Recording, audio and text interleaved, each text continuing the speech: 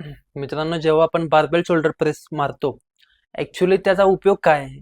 ते एक compound workout आहे आणि त्याचा कोणत्या कोणत्या मसलवरती जास्त इम्पॅक्ट होतो हे खूप लोकांना माहीत नाही. ही आज कन्सेप्ट तुम्हाला मी क्लिअर करतो. जेव्हा तुम्ही बार्बेल शोल्डर प्रेस करता तेव्हा टोटल 5 ते 6 मसल टार्गेट होतात, ज्यामध्ये पहिला डेल्टॉइड्स येतो, ट्रायसेप्स येतो, ट्रेपेजियस येतो, पेक्टोरल्स येतो आणि कोर स्नायू येतो. डेल्टॉइड्समध्ये खांद्याचा पुढचा भाग अँटेरियर आणि मध्य भाग लॅटरल हा भाग जास्त ऍक्टिव्ह होतो.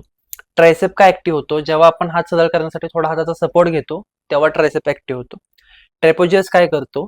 आपल्या पाठीच्या वरचा आणि आपल्या पाठीच्या वरच्या स्नायूंना एकदम स्थिर करण्याचं तो काम करतो ट्रेपेजियस. पेक्टोरल्सचं काम काय असतं? छातीच्या वरचे जे स्नायू आहेत ते आपण वर्कआउट करतो, जेव्हा प्रेस करतो तेव्हा देखील ते ऍक्टिव्ह होतात.